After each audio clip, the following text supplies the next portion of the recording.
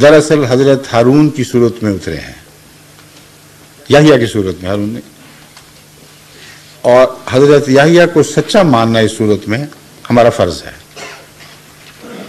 باوجود اس کے کہ وہ ان لوگوں کے سامنے ایک انسانی ماں کے پیٹ سے پیدا ہوئے تھے، ان کے ماں باپ کے نام اور تھے، اور حضرت ایلیاں کے نام کا اپنا نام اور ماں باپ کے نام اور، باوجود اس کے کہ انہوں نے آسمان سے اترنا تھا، پھر بھی حضرت عیسیٰ علیہ السلام نے یہ فیصلہ صادر فرما دیا کہ یحییٰ ہی وہ ایلیاں ہے جس نے آسمان سے اترنا تھا۔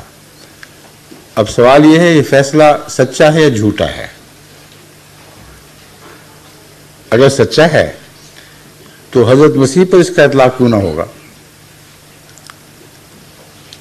اتنی سی بات سمجھنے کی بات ہے۔ اس لیے بہت سے ایسے سوالات ہیں جن کے میں کثرت سے تفصیل کے ساتھ جواب دے چکا ہوں۔ اس سوال میں اور بہت سے پہلو ہیں، مثلا وفات مسیح کا مسئلہ، صلیب پر چڑھائے جانے والا واقعہ، جیسے مسلمان بیان کرتے ہیں کہ وہ خود فوت ہوئے ہی نہیں تھے، سلاطین میں ہے بس، اور نہیں، یہ چیپٹر 2 ورس، ہاں، یہ جو حوالہ میں نے دیا تھا ایلیا والا، وہ کہتے ہیں سلاطین، جس کو کنگز کہتے ہیں، سلاطین 2، اس میں چیپٹر 2 ورس 2، اچھا سوری، وہ میں نے رومن میں لکھا ہوا آپ نے، ہاں، 11ویں آیت اور باب 2 میں یہ بات درج ہے، مگر اتنی مسلمہ ہے کہ اس کے عام علماء بھی انکار نہیں کرتے، اس لیے میرا خیال ہے اس حوالہ ہو یا نہ ہو یہ بالکل واضح بات ہے۔ تو وفات مسیح کا مسئلہ سب سے اہمیت رکھتا ہے، سب سے زیادہ۔ اگر حضرت عیسیٰ علیہ السلام وفات پا چکے ہیں لیکن صلیب پر نہیں، جس کا قرآن نے انکار کیا ہے، لیکن طبی موت باقی انبیاء کی طرح، تو پھر وہ تو کبھی نہیں اترتے۔ اب جو دفن ہو گئے، جن کی روح خدا کے حضور حاضر ہوگی، ان کی واپسی کا عقیدہ جو لیے بیٹھیں گے، جو وہ خود مر جائیں گے مگر کوئی ان کو زندہ کرنے والا نہیں آئے گا۔ اور اگر وہ فوت ہو چکے ہیں جیسا کہ ہم نے کہا ہے، تو آن حضرت صلی اللہ علیہ وآلہ وسلم کی پیشگوئیاں پھر لازماً کسی امتی کے حق میں پوری ہونی چاہیے، جو حضرت محمد صلی اللہ کی امت میں اسی طرح پیدا ہوگا جیسے عیسیٰ علیہ السلام موسیٰ کی امت میں پیدا ہوئے تھے، جس طرح حضرت یحییٰ حضرت موسیٰ کی امت میں پیدا ہوئے تھے۔ اور وہی تاریخ دہرائی جائے گی کہ ایک انسان پیدا ہوتا ہے، وہ دعویٰ کرتا ہے کہ میں وہ ہوں جو پہلا تھا، اور لوگ انکار کر دیتے ہیں، ہنسی مذاق کر کے رخ پھیر لیتے ہیں۔ تو یہ بنیادی عقائد ہیں جو ہمارے درمیان فرق کرتے ہیں۔ ان کی تفصیل سے متعلق اگر آپ کو دلچسپی ہو، اور اگر اس سوال و جواب کے آخر پر وقت ہوا تو پھر میں واپس آ جاؤں گا اس مسئلے پر، لیکن ہم آپ کو بہت سا لٹریچر کتابیں دے سکتے ہیں جن میں بڑی وضاحت سے باتیں مذکور ہیں، اور میری اپنی ویڈیوز اور آڈیوز ایسی ہی مجالس کی موجود ہیں جس میں بہت تفصیل سے میں نے ہر پہلو کو چھیڑا ہے۔ تو میں امید رکھتا ہوں کہ آپ انشاءاللہ جب سنیں گے تو آپ کا دل مطمئن ہو جائے گا۔ شکریہ۔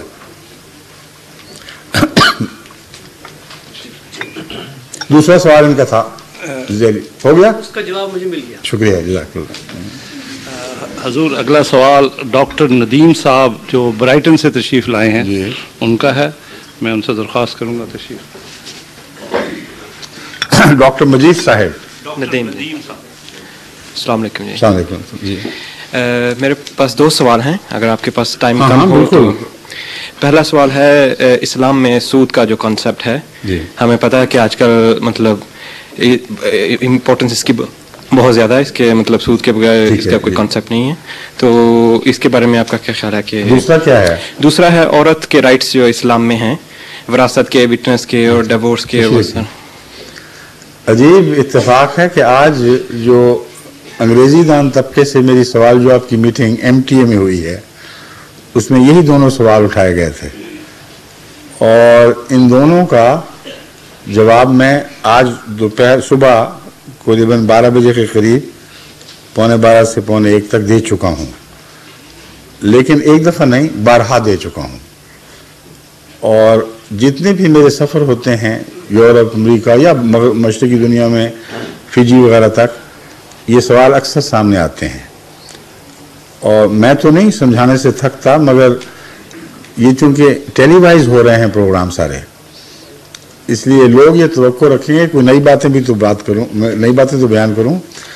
اس لیے آپ کو میرا مشورہ یہ ہے کہ آپ ان ویڈیوز کے متعلق اگر دلچسپی رکھتے ہوں یا آڈیوز کے متعلق جن کا سننا نسبتاً آسان ہے، موٹر میں آپ لگا سکتے ہیں، وہ جماعت سے حاصل کر لیں، اور امید ہے ان سب باتوں کا تفصیلی جواب آپ کو مل جائے گا۔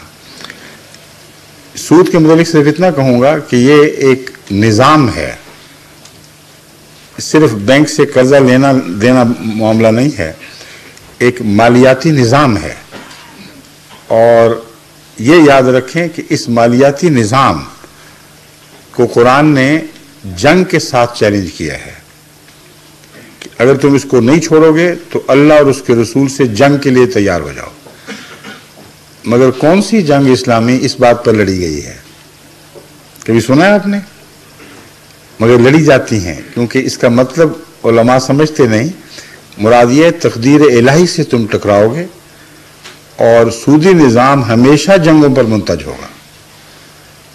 اور یہ وہ بات ہے جو آج کے اقتصادیات کے ماہرین دراصل تسلیم کر چکے ہیں، اور پہلی عالمی جنگ اور دوسری عالمی جنگ کے پس منظر میں آپ کو ایسا عالمی مالی بحران دکھائی دے گا جس کی بنا سودی نظام کا طبی نتیجہ تھا، اور جنگیں بھی سودی نظام پر پنپتی ہیں۔ پھر اگر سودی نظام نہ ہو تو جو جنگ 5 سال چلنی ہے وہ 5 مہینے بھی مشکل سے چلے گی، اور وہ لوگ جنہوں نے مالی مافیا بنا کر سب دنیا پر قبضہ کیا ہے، ان کا دنیا پر غلبہ سودی نظام کی وجہ سے ہے۔ چنانچہ مسلمان اپنی سادگی میں سمجھتے ہیں کہ فلسطین کا مسئلہ یوں ہی پیدا ہو گیا ہے۔ انگریزی حکومت اور اس طرح بعض دوسری حکومتوں کو یہود نے جنگ کے موقع پر قرضے دیے تھے، اور اتنے قرضے دیے تھے کہ جن کے بغیر وہ جنگ چلا نہیں سکتے تھے، اور وہاں کمٹمنٹ ہو چکی تھی ان کی، یہ عہد نامے تحریر ہو چکے تھے کہ اس کے بدلے جنگ کے بعد ہم تمہیں فلسطین پر نافذ کر دیں گے۔ تو بہت گہرے مسائل ہیں اور تفصیلی مسائل ہیں۔